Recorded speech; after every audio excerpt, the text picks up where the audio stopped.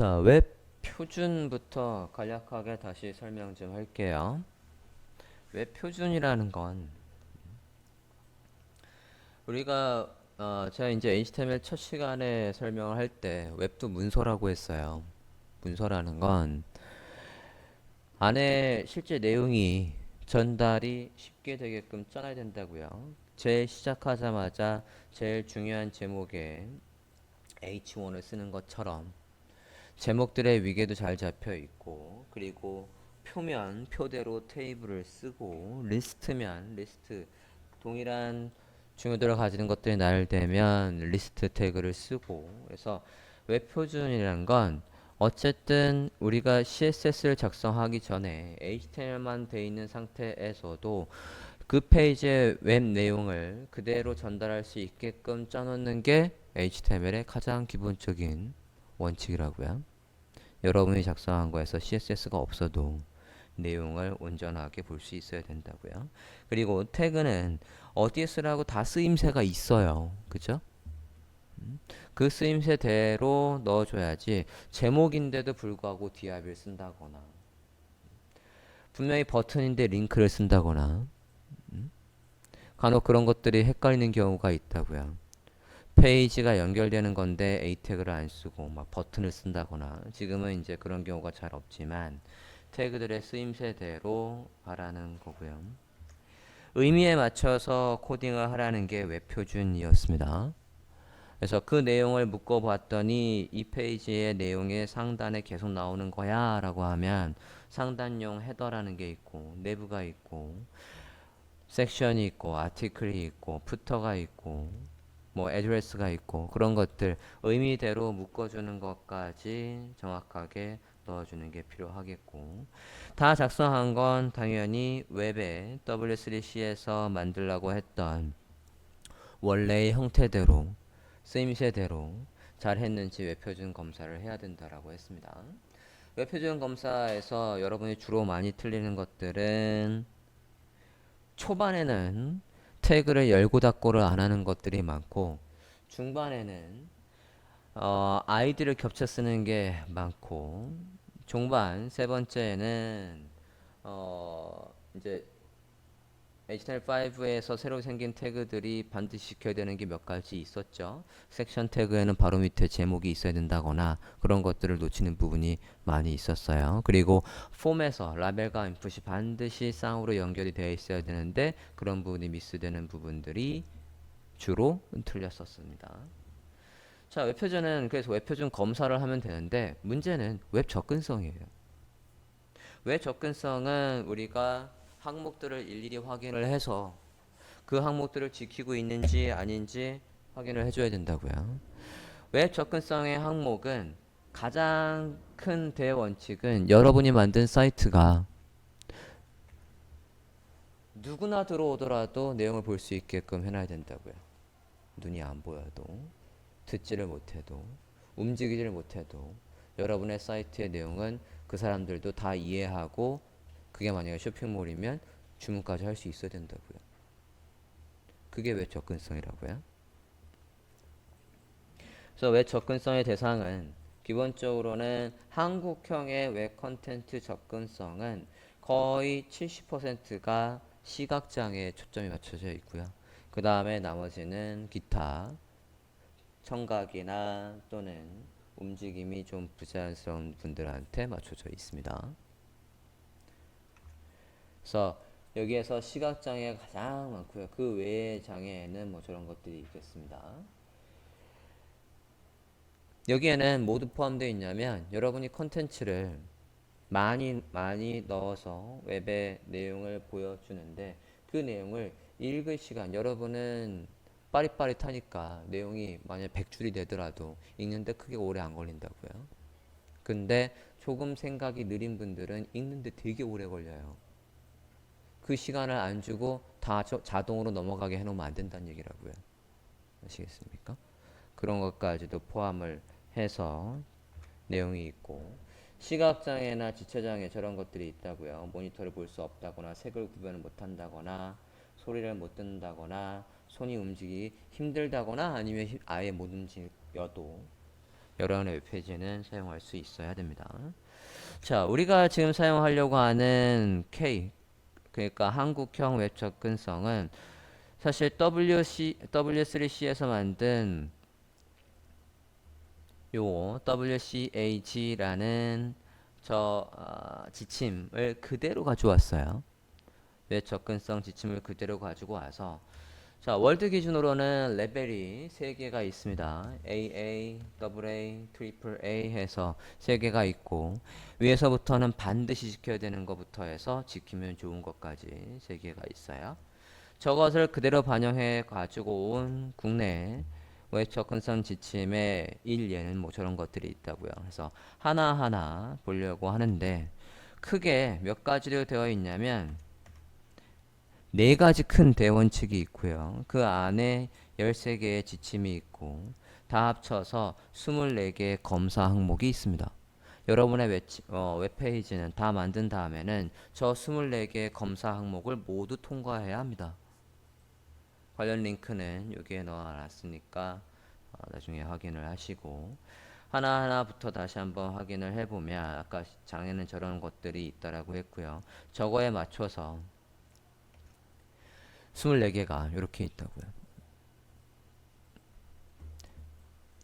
대체 텍스트를 넣는지 안 넣는지, 영상이 있으면 소리를 못 듣는 분들은 어떻게 내용을 이해하라고 자막을 제공을 하는지 아니면 수화를 제공을 하는지, 내용은 쉽게 구분할 수 있는지, 그리고 마우스 말고 다른 걸어도 웹페이지의 내용을 이동할 수가 있는지, 난 다 읽지도 않았는데 넘어가면 안 되니까 충분한 시간을 제공하는지, 나는 멈추고 싶은데 멈출 방법이 없게끔 해놓으면 안 된다고요. 슬라이드가 계속 넘어가서 난 저걸 보고 싶은데 슬라이드가 멈춰 있질 않거나 자동으로 다른 내용들이 위아래든 좌우든 움직이는 게 있는데 걔를 멈출 방법이 없으면 안 된다고요.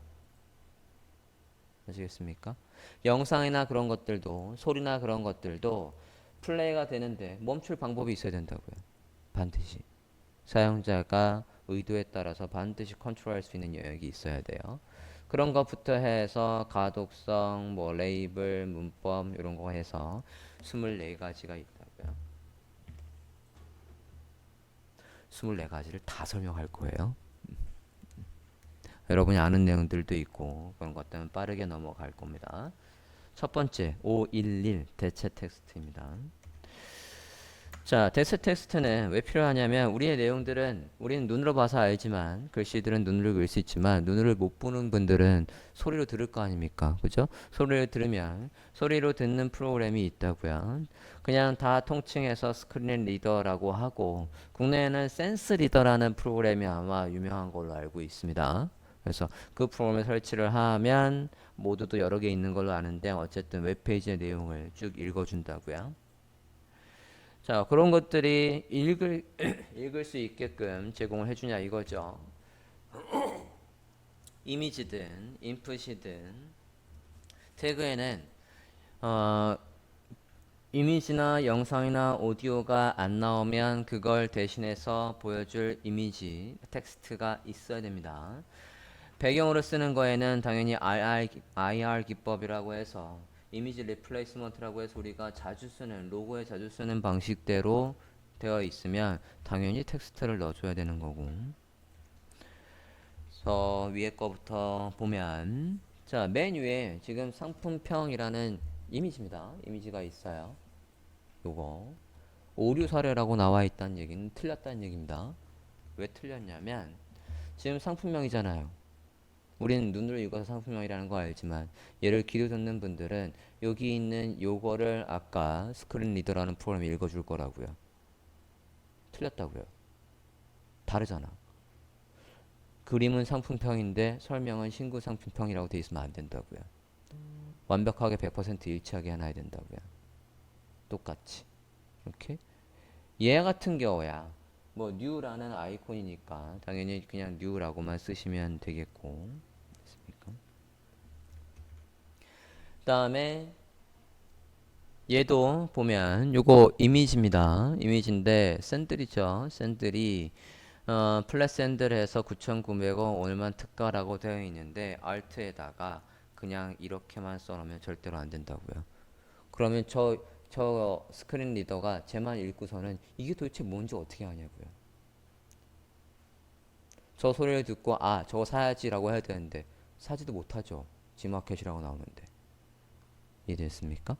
정확하게 여기 있는 걸 다 설명해서 이렇게 넣어놔야 된다고요. 알트에는.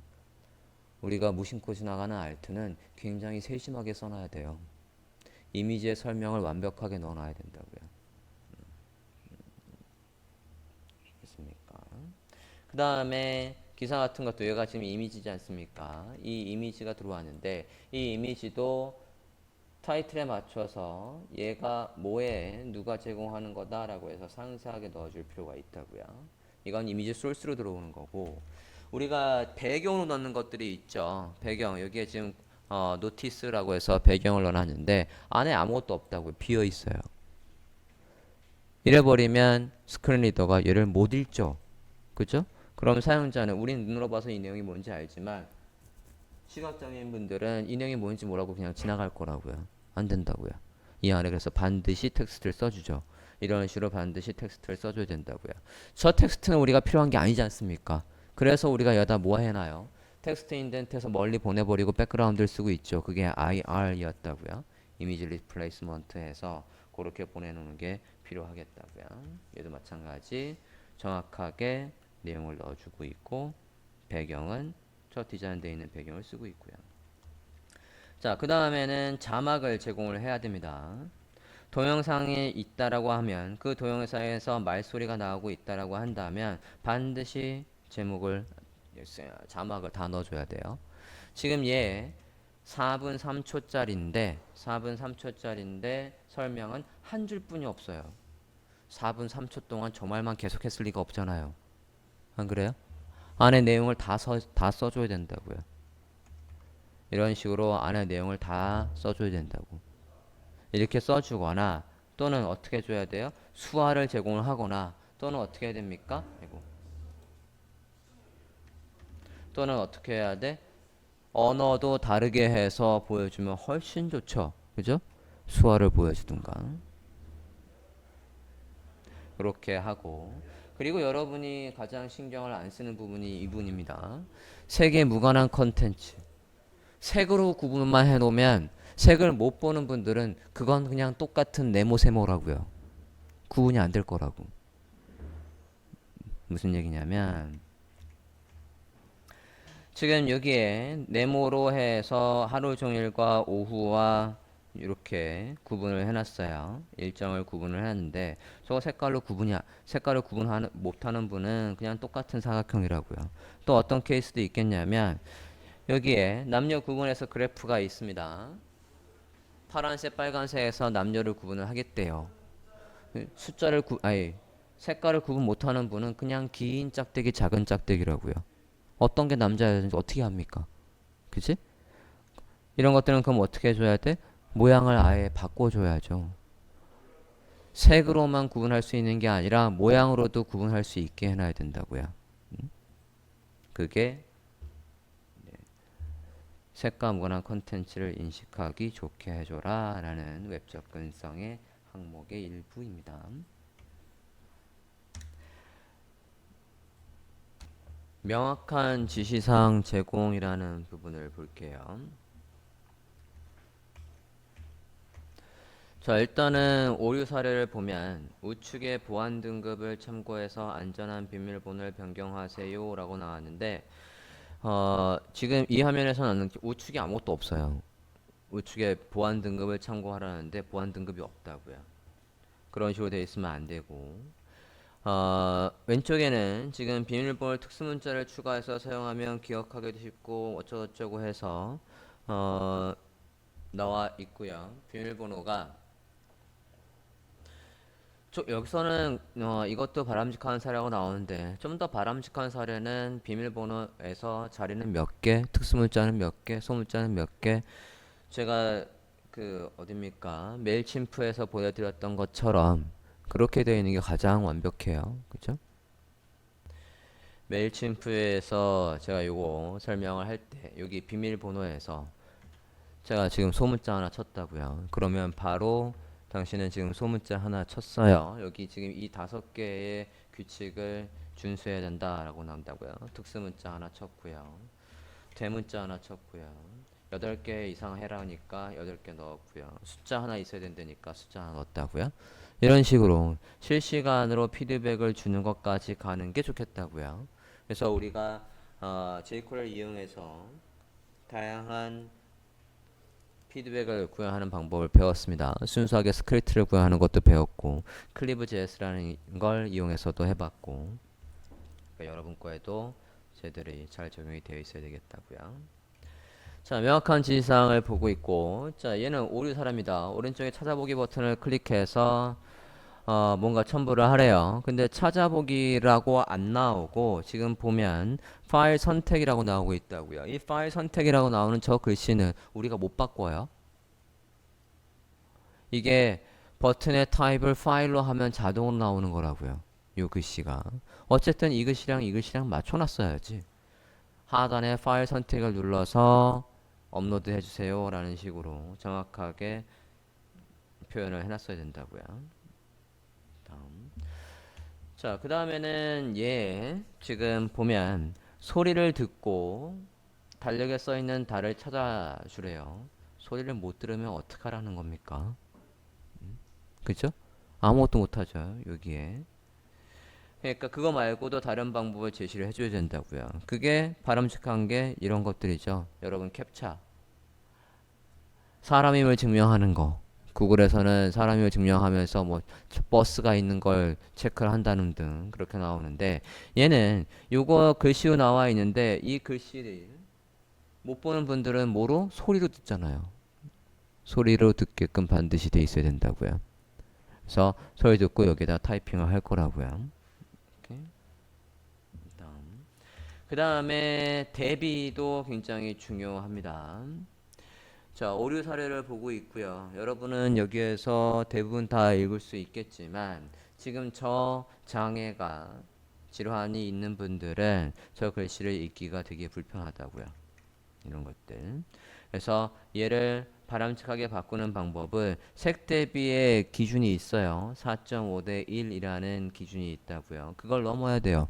지금 얘 같은 경우에는 그걸 다 넘고 있다고요. 여기 있는 부분의 색깔과 이 배경 색깔의 이 글씨는 요 색 대비의 레티오 저 대비를 넘는다라는 거고. 자, 우리가 쟤를 웹사이트에서 바로바로 확인을 하려면 구글의 익스텐션에서 하나 깔 수가 있어요. Color Contrast Analyzer라고 해서 예, 구글의 확장 프로그램이고 쟤를 클릭을 해서도 색깔들을 확인할 수가 있고 또는 checkmycolors.com이라고 해서 확인할 수도 있습니다. checkmycolors.com 들어가 보실게요. checkmycolors.com 들어가 주세요. 여러분의 2차 포폴의 주소를 넣어 보려고요.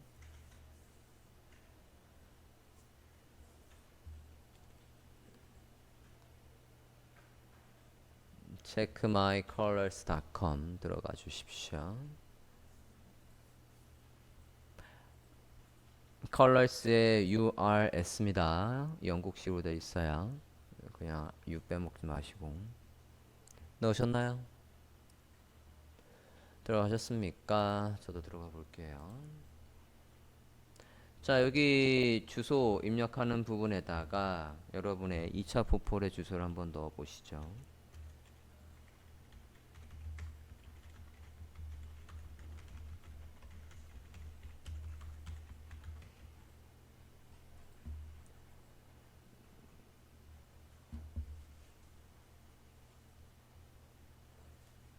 자, 그러면 얘가 데이터를 받고 있다라고 나오고 있고 검사를 해준다고요.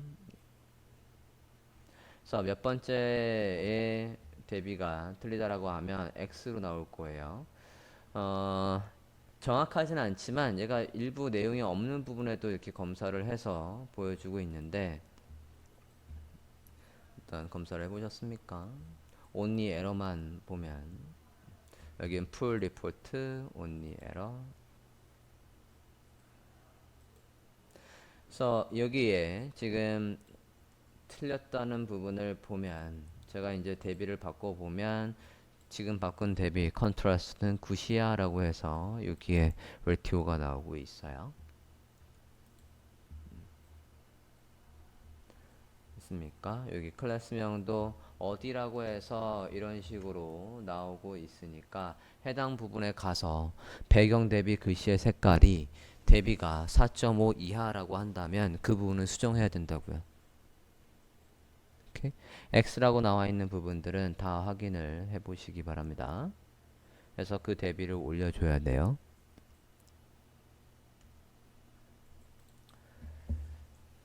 됐습니까? 여러분 1차, 2차, 3차 모두 한번 확인을 해 보시고요. 다음.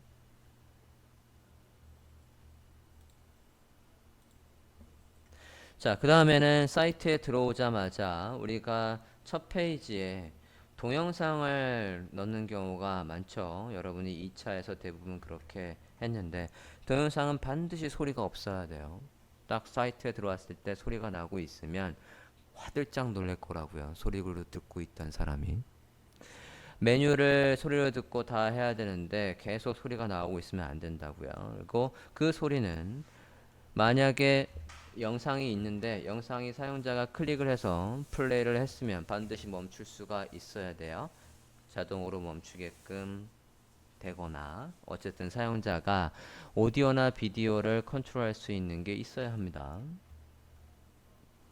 이건 우수 사례고 재생을 눌러야지만 저 버튼을 눌러야지만 작동을 하는 거고. 다음.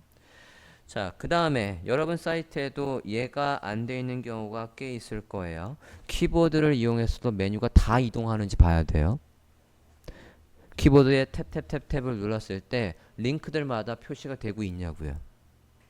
기본적으로 이 사이트에서 제가 탭을 누르면 스킵트 컨텐트에서 바로 가기도 나와야 되고 저것도 좀 이따가 나올 거예요. 지금 바로 가기가 없는 사이트들은 다 있어야 됩니다. 3차는 제외. 3차는 어차피 모바일 전용이기 때문에 바로 가기를 안 만들어 놔도 돼요. 탭이 없잖아. 그래서 탭을 누르고 탭 여기 걸려 있죠. 두 번째, 세 번째, 네 번째, 다섯 번째 이렇게 포커스가 걸려서 하이라이트가 다 되고 있어야 된다고요. 저 파란 게 싫어서 우리가 보통 뭐를 만들어 놓습니까? 아웃라인을 난해버리죠. 아웃라인 난해버리면 반드시 뭐가 있어야 된다고요? 포커스에서 다른 효과를 구현을 해놔야 된다라고 했어요. 탭을 이용해서 뭐든 다 이동할 수 있어야 된다고요. 오케이? 없으면 반드시 보완을 해 놓으십시오. 그리고 이 사이트 다시 한번 보면 바로가기가 있어요. 바로가기 꼭 만들어 놓으세요. 1차와 2차에는 본문으로 바로 갈 수 있는 메뉴를 만들어야 된다고요. 위에 헤더의 내용은 다 건너뛰고 그 페이지의 본문으로 갈 수 있게끔 해줘야 된다고요. 클릭을 하면 그 페이지의 본문으로 가게끔. 얘는 이게 본문이니까 그냥 여기고.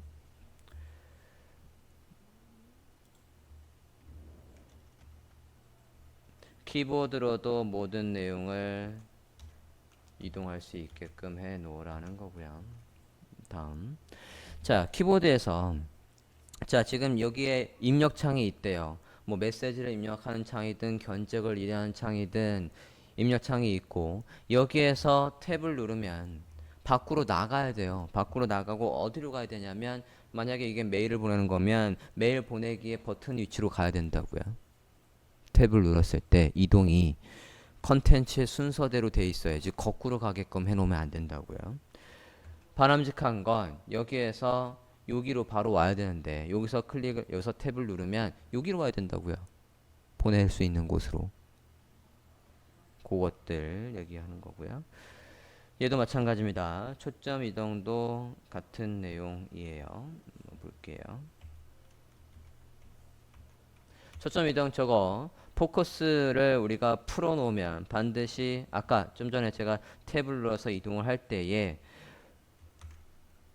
키보드에 탭을 눌러서 이동을 할 때 반드시 표시를 해주라고 했고 여기에서 더보기에서 탭을 누르면 어디로 가야 되냐면 여기로 와야 돼요. 이 메뉴를 더 보고 싶어서 얘를 클릭을 했다거나 탭을 누른 거기 때문에 얘를 누른 다음에 탭을 누르면 이 위치로 와야 되는데 만약에 다른 데로 가고 있으면 안 된다고요. 다 만든 다음에 반드시 탭 눌러서 순서, 컨텐츠의 순서대로 초점이 이동하는지를 반드시 확인하시라고요. 바람직한 건, 자, 여기서 탭을 눌렀대요. 다음 속에서 탭을 눌렀으면 여기로 바로 밑으로 와야 돼요. 이거 작성할 때 우리가 어떻게 해놔야 되는 겁니까? 얘가 li면 이 li에 li가 닫히기 전에 새로운 UL이 얘가 들어와 있어야지, 그래야지 탭을 누르면 일로 오죠.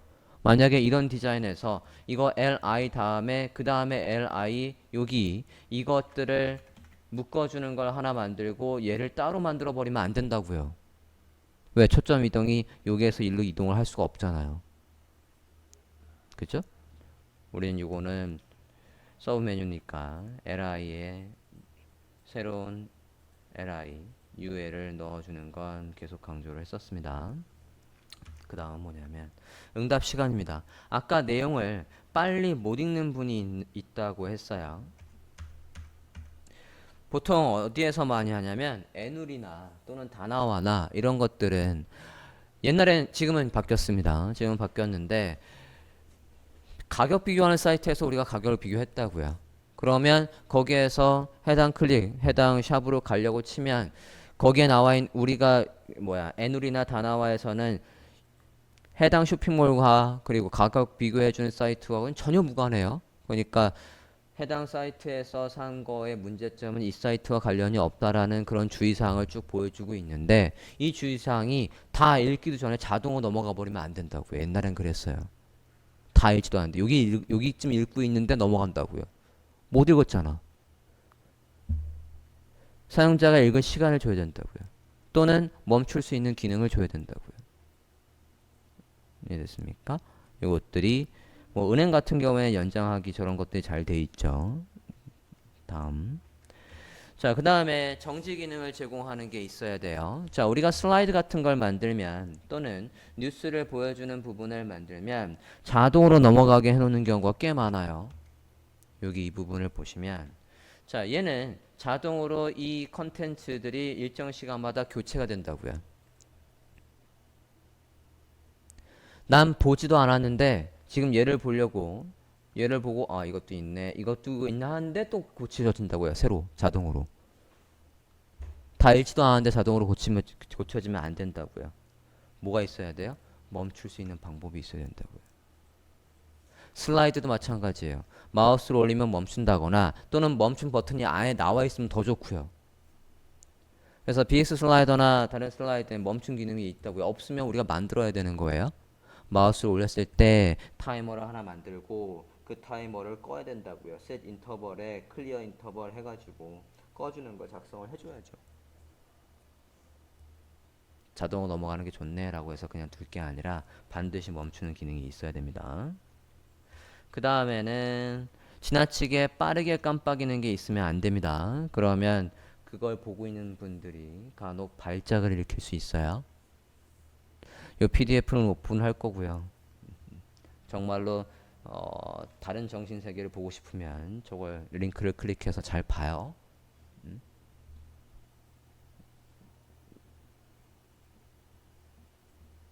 정신을 잃을 수도 있다고요. 그러면 안 되니까. 그리고 그 다음에 반복 영역을 건너뛸 수 있어야 됩니다. 무슨 얘기냐면 페이지마다 상단에 메뉴가 있어요. 그 메뉴를 스크린 리더가 계속 읽어요. 돌아버리죠. 청각장애인, 시각장애인 분들이 페이지로 갈 때 돌아버릴 거라고요. 도대체 건너뛸 수가 없어요. 탭을 누르면 바로 가기가 있어서 본문으로 바로 가기가 있어야 되는데 그게 없으면 안 된다고요.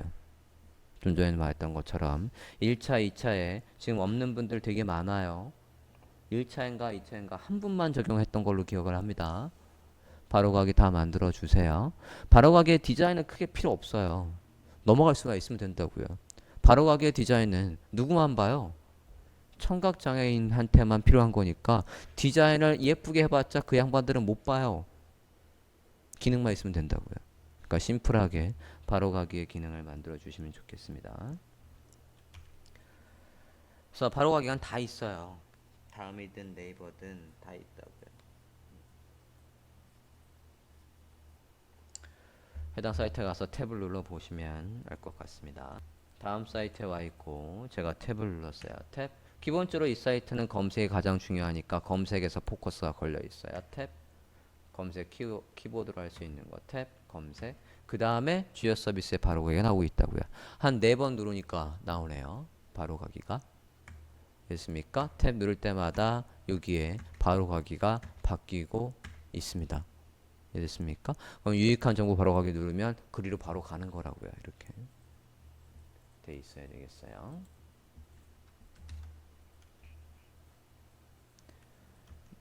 우사는 받고 그 다음에 제목을 적절하게 넣어줄 필요가 있습니다. 가장 기초적으로는 웹페이지의 제목이 있겠고 만약에 프레임이나 아이프레임이나 그런 거 가져온 게 있다면 프레임의 제목도 넣어야 되겠고 제목들 H1부터 해서 2까지 중요도에 따라서 제목의 위계를 잘 잡아서 넣어 주셔야 되겠습니다. 자, 제목을 넣을 때 어떻게 하라고 했습니까? 이것도 잘 구현됐는지 1, 2차 다시 한번 확인하세요. 페이지의 제목이 다 똑같이 돼 있으면 안 돼요. 페이지 제목은 또 어떻게 돼 있어야 된다고 했습니까? 안에 있는 컨텐츠가 앞에 오고 지금 이 컨텐츠, 이 알맹이의 내용이 앞부분에 오고 그리고 큰 제목이 뒤에 있으라고 했어요. 왜? 탭이 많아지면 앞에 분이 안 보일 거니까. 다 적용되어 있는지 확인하시라고요. 1, 2차에 모든 페이지에 제목이 적절하게 되어 있는지 반드시 확인해 주세요. 간혹 보면 그냥 다큐먼트라고 되어 있는 분들이 있어요. 치명타예요. 기본도 못 지키는 퍼블리셔가 되면 안 된다고요. 웹페이지 제목 제대로 나오는지 확인을 해 주십시오. 옛날에는 드림뮤브로 만들 때는 언타이틀이라고 나오는 사이트를 굉장히 많았어요. 그냥 만들고 제목을 안 넣은 거지. 비주얼 스튜디오 코드로 만든다면 다큐먼트라고 해서 타이틀 안에 제목이 있다고요. 안 바꾼 거죠. 그게 그대로 나오고 있다면. 다 바꿔주시는 게 좋습니다. 그리고 아이프레임으로 가져오는 경우에도 아이프레임은 우리가 쓴 적이 딱 한 번뿐이 없어요. 모바일 사이트를 만들 때 모바일처럼 보여주게 하려고 지난 시간에 모바일의 페이지를 그대로 우리가 만든 틀 안에 가둘 때 아이프레임을 써봤어요. 그 아이프레임에 타이틀이 있으면 좋다는 얘기입니다. 자, 링크 텍스트는 당연히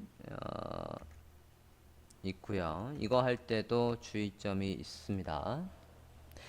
자, 지금 제가 더보기 만들 때 설명을 했던 부분인데, 자, 지금 얘는 더보기를 하면 뭘 더 본다는 얘기일까요? 이 둘 중에. 뮤직바를 더 보는 걸까? 게시판을 더 보는 걸까?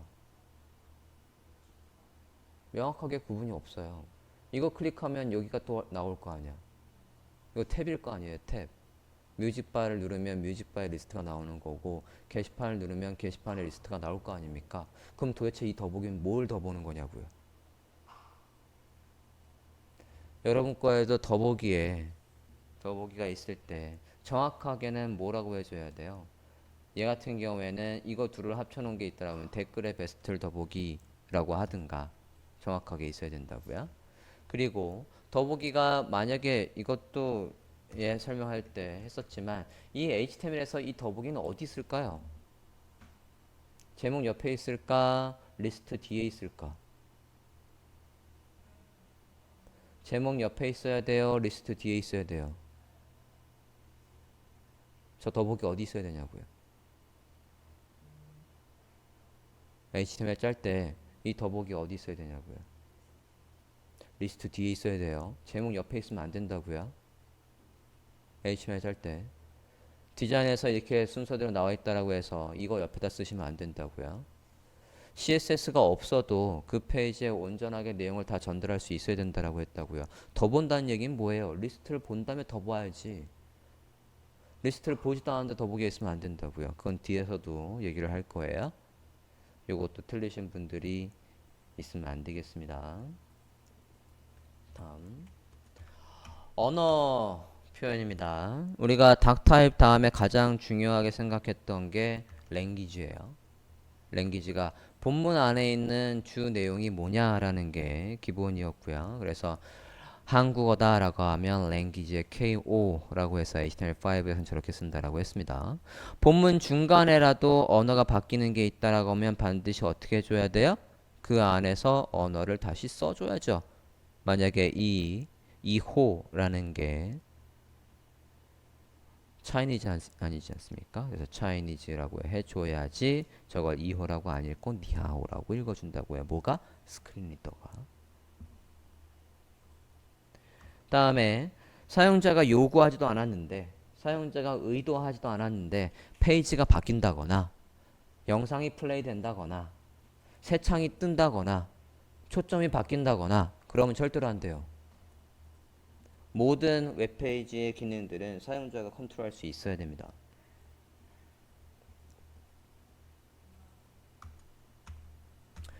지금 이 페이지는 마우스를 올리면 영상이 나왔는데 제 팝업을 닫을 수가 없는 게 잘못되어 있는 거였고요. 바람직한 건 클릭을 했을 때 저런 식으로 새 창이 열리는 거. 자, 새 창은 뭐가 새 창으로 열려야 돼요? 여러분 웹페이지에서 인덱스를 보고 있어요. 카테고리 페이지에 갔습니다. 새 창으로 열리면 돼야 안 돼요? 안 되죠. 우리 페이지 내부에 있는 거 아니야. 자, 첫 페이지에서 관련사를 보고 있습니다. 관련사에 그러니까 패밀리 사이트를 보고 있어요. 패밀리 사이트를 클릭했어요. 걔는 새 창으로 열려야 돼요? 자체에서 열려야 돼요? 새 창으로 열려야죠. 그래야지 걔 보고 닫으면 우리 사이트가 온전히 있어야지. 이해됐습니까? 그리고 되도록이면 여러분 포폴에서는 외부 사이트로 가지 말라고 했습니다.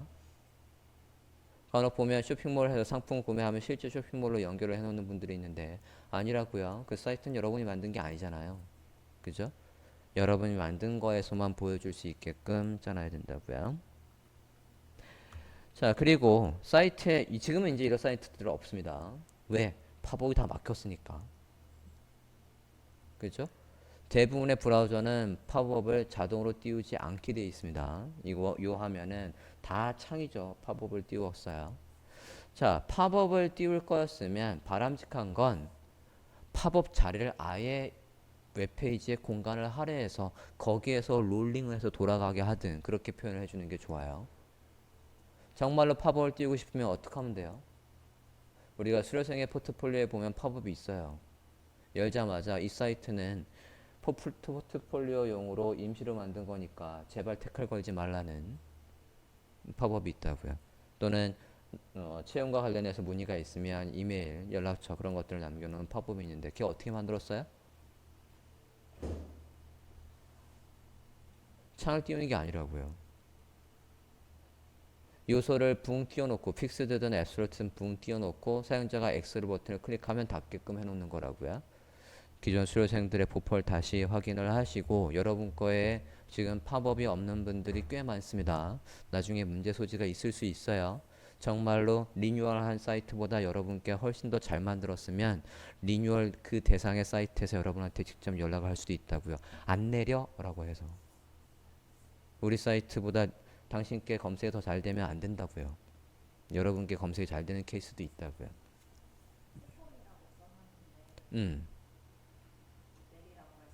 그럴 수도 있어요. 안에 있는 컨텐츠가 어쨌든 지들 거니까 내리라고 할 수도 있습니다. 그럼 깨갱하고 주소를 바꿔야지. 검색이 안 되게끔 해달라고요. 그래서 상단에 키워드와 디스크립션에다가 만약에 현대자동차야. 그럼 현대자동차의 내용을 넣지 말라고요. 그냥 여러분의 내용을 넣으시라고요. 웹 디자이너 누구누구누구, 퍼블리셔 누구누구누구, 뭐를 잘하는 누구누구누구 이렇게 써놓으라고요. 아시겠어요? 그래서 현대자동차나 그런 걸로 검색했을 때 여러분의 보폭이 나오지 않게 그냥 웹 디자이너, 웹 퍼블리셔 뭐 그런 식으로 설명을 넣으시는 게 좋겠습니다. 오케이?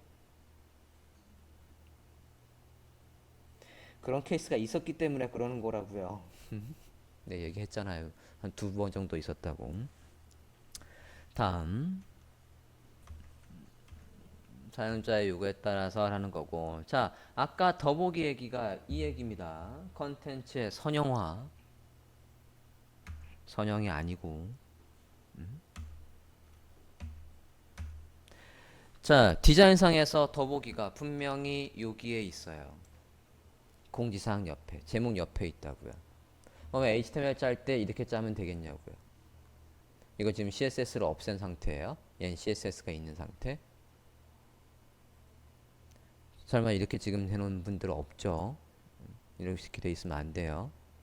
리스트 뒤에 있어야 된다고요. 뭐가? 더보기가. CSS로 저렇게 위에 올리는 거라고요. 여기 경제 다음에 이 제목 뒤에 더보기가 있지만 CSS가 돼 있는 버전에서는 CSS가 없을 때는 어디 있어야 된다고요? 여기 있어야 된다고요. 그럼 얘를 여기로 올리려면 어떻게 해놔야 돼요? 얘를 기준으로 해서 여기에 포지션을 잡는 거라고요. 이럴 때 포지션을 잡는 거라고요. 원래는 아래에 순차적으로 나올 녀석인데 억지로 이 위로 올리는 거 아닙니까? 이럴 때 포지션 쓰시는 거라고요. 간혹 보면 아직도 포지션을 마구 쓰시는 분들이 있는데 아니에요. 포지션은 어떤 때만 억지로라고 제가 계속 표현하고 있어요. 억지로 잡은 거라고요. 원래는 그렇게 나올 녀석이 아닌데 억지로 그 위치에 고정, 억지로 그 위치에 절대값으로 위치 잡는 게 포지션이라고요. 이렇게 다시 한번 리뷰 차원에서 계속 지금 설명을 하고 있고요. 다음 표를 보겠습니다. 자, 표는 정말로 표에만 테이블을 쓰셔야 되는 겁니다. 자, 테이블을 쓰실 때도 지금 얘는 오류입니다. 왜 오류냐면 이 테이블이 검색이 돼야 되는데 이 테이블 무슨 테이블인지 정보가 없어요.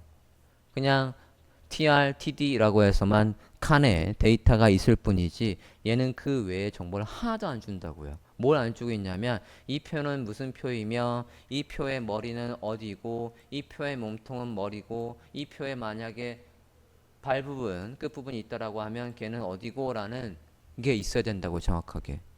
구분이 안 돼 있잖아요. T 헤드, T 바디, T 풋, 그 플러스 또 모두 표에다가 설명을 넣으려면 무슨 태그 써야 됩니까? 표의 설명. 모르고 있는 거야? 표의 설명 어떻게 넣어요? 그러면 이미지의 설명은 뭐로 넣어요? 이미지의 설명. 그것도 모르는 겁니까?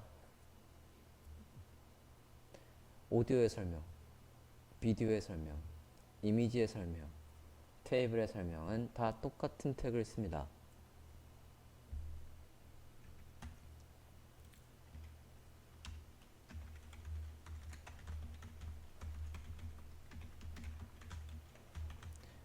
피규어라는 태그를 썼다고요. 이거 안에 뭐로? 만약에 이미지가 들어오면 이미지가, 만약에 테이블이 들어오면 이렇게 테이블이 들어온다고요. 피규어를 써졌다는 얘기는 얘의 뭐로? 피그의 캡션으로 해서 설명을 다룰 수 있다고요.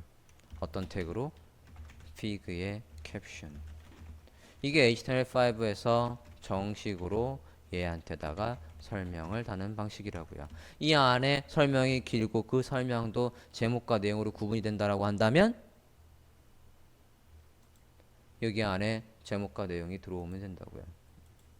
여기에다가 새롭게 H1, H2 뭐 이런 식으로 해서 설명이 제목이 있고 그 안에 설명이 있다고요. 설명은 뭐 피태그 이런 식으로 달겠지? 이게 정석이라고요. 이미지나 테이블에 설명을 하는 것. 피그의 캡션. 그래서 피그의 캡션 해서 넣어주면 얘가 표의 제목 역할을 한다고요. 테이블이 있으신 분들은 피그의 캡션을, 피그와 피겨와 피그의 캡션을 꼭 활용을 해주세요. 난 그런 거 필요 없는데 그러면 얘를 쓰고 CSS로 화면에 안 보이게 하든가. HTML 차원에선 반드시 얘가 있어야 된다고요. 그래야 잘 만들어진 HTML이라고요. 오케이. 다음. 자, 그 다음에 레이블의 제공이라는 건 뭐냐면 폼에서 주로 얘기하는 겁니다. 자, 우리가 폼을 작성할 때는 라벨을 생략하고 인풋만 쓰는 경우도 있어요. 묵시적 코딩이라고 해서 그렇게 암시적 코딩이라고 했었는데 우리는 명시적으로 계속해서 쓰고 있었습니다. 명시적이라고 하는 건 라벨과 인풋을 계속 쌍으로 잘 연결을 하고 있었다고요. 라벨, 인풋, 인풋의 아이디와 얘가 정확하게 매치가 되어 있어야 누굴 클릭하면 얘를 클릭하면 얘가 활성화되는 거라고요. 그렇죠? 이거 할 때도 주의점은 이 아이디가 이 페이지 안에서 똑같은 게 또 있으면 안 된다고요. 폼 태그에 혹여나 아이디와 라벨이 정확하게 연결이 안 돼 있으면 모두 수정 바랍니다. 다음. 거의 다 왔어요. 이제 오류. 오류 메시지 어떤 게 틀렸다고 콕 집어서 정확하게 기술을 해줘야 된다는 얘기를 하고 있습니다. 특수문자 한글 제외하고 하실 수 없다 등등 뭐가 틀렸는지 반드시 피드백으로 넣어줘야 된다는 얘기고요. 그 다음에 다 한 다음에는 웹표준 검사 아까 W3 밸리데이터에 가서 여기에 가서 반드시 오류가 없는지 확인을 해주셔야 돼요. 여러분이 1, 2차의 모든 페이지, 서브 페이지까지 다 포함해서 모두 오류가 없어야 합니다. 웹표준 검사에서 오류 없다라는 거 여러분 발표 자료에도 반드시 넣어주세요. 그 다음에 뒤에 내용이고 그 다음에 HTML 컨벤션을 잠깐 보면 여러분 사이트에는 제목의 위계가 굉장히 잘 잡혀 있어야 돼요. 제목을 어떻게 썼나 다시 한번 확인하시라고요. 여러분 사이트의 제목의 위계를 확인하는 방법은 지금 다 만들어 놓은 다음에는 제목을 지금 어떻게 썼는지 기억이 안 나시지 않습니까? 그죠? 지금 여기에 보면 얘는 제일 위에 제목의 H1 그 다음에 중요한 것들 그 안에서의 중요한 것들 H3 그 안에 중요한 것들 H4라고 해서 이렇게 위계를 지키고 있어요. 그렇죠? 여기 HTML5의 outliner.라는 이 키워드로 검색을 하면 이 사이트가 나올 거고 여기에다 여러분의 주소를 넣고 outline this 했을 때 제목의 위계가 잘 잡혀 있는지 확인을 하시라고요. 1, 2차 모두 3차도 마찬가지. 여기 들어가서 반드시 확인을 해주세요. 잠깐만 왜 사이트에 안 들어가니? 이 부분 우리가 HTML의 제목 설명할 때 제가 초반에 극히 초반에 설명을 했던 사이트죠. 그렇죠? 여기에다가 여러분의 사이트에 주소를 넣어 보시라고요.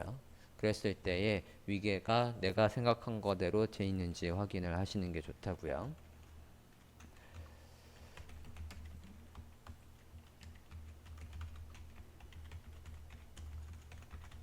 전체 사이트를 하나 그냥 간단하게 넣어봤고요.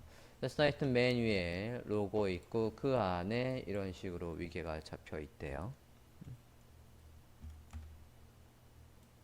요게 아까 이렇게 봤던 사이트의 위계라고요. 그래서 이게 제일 중요한 제목. 그 다음에 제목은 타이틀은 어디 있는 거지? 섹션의 타이틀을 줬었던 건가? 섹션 밑에 타이틀을 줬던 거네요. 타이틀. 얘는 제가 이제 섹션 밑에는 h2 태그 제목이 반드시 있어야 되니까 넣었던 건데 화면에 필요 없으니까 CSS로 디스플레이 난 걸어놨던 거지만 어쨌든 두 번째 제목으로 나오고 있고 그 다음에 각각의 내용들은 이렇게 위기가 잡혀 있다고요. 자, outliner 해서 여러분 사이트에도 제목의 위계가 중요도에 따라서 잘 돼 있는지 확인을 하시라고요. 중요도에 따라서 제목의 위계가 잡혀 있는지 확인 꼭 하십니다. 그리고 다 만든 다음엔 여러분 사이트에는 뭐가 잘 돼 있어야 되냐면 주석이 잘 돼 있어야 돼요. 이건 어디의 내용의 시작이야, 어디의 내용의 끝이야 라고 해서 주석을 잘 달아 놓으시라고요. 특히 이 주석은 HTML뿐만 아니라 CSS에서도 또는 스크립트에서도 다 주석이 잘 돼 있어야 돼요. 그래서 여기서부터 여기까지는 무슨 기능이야 라고 해서 주석을 잘 달아 놓으셔야 된다고요. 제가 인력을 채용할 때는 HTML 소스까지 다 봅니다. 특히 이 부분도 잘 본다고요. 주석이 잘 돼 있는지도. 본인만 작업하는 게 아니에요. 보통 일을 하게 되면 팀으로 많이 움직인다고요. 여러분이 작성한 걸 여러분이 순수하게 작성한다 치더라도 나중에 이 내용을 보고 아 어디까지는 어떻게 여기에서 무슨 문제가 있어서 이걸 고쳐놨었지 라는 것들을 제대로 주석을 처리해 주시는 게 좋다고요. 자, 주석을 할 때도 문법을 틀리면 안 돼요. 지금 얘는 왜 틀렸냐면 여기에 공백이 있기 때문에 틀린 거예요. 얘는 왜 틀렸냐면 두 개만 해야 되는데 세 개 했다고요.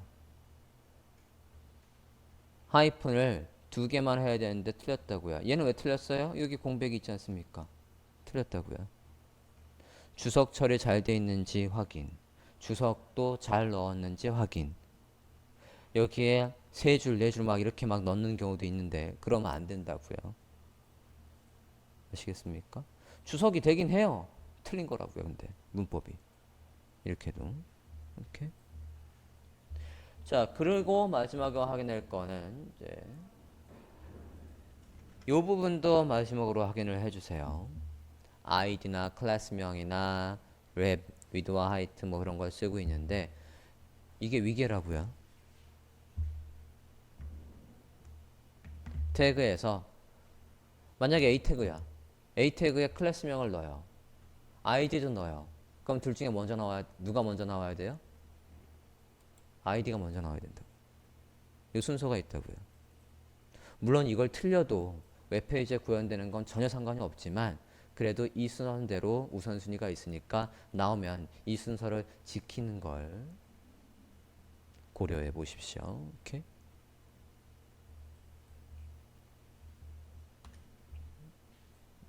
됐나요? 그래서 지금 얘가 보면 타겟 있고 클래스명 앞에 아이디가 있고 만약에 여기에 인라인 스타일 하고 싶으면 스타일은 그 뒤에 나오고 여기에 제목을 넣고 싶으면 제목은 그 뒤에 나오고 이 순서가 있다고요. 랩 다음에 타겟 다음에 그 태그가 고유로 가지고 있는 거에다가 아이디나 클래스명을 달 때는 이 아이디가 그 고유로 가지고 있는 어트리뷰트 앞에 있으면 안 된다는 얘기예요. 원칙은. 이해됐습니까? 이 아이디를 여기다 쓰면 안 된다고. 이게 뭐라고? 이 원래 기능보다 중요한 건 아니잖아요. 얘한테 이름을 지어주는 거니까. 아시겠어요?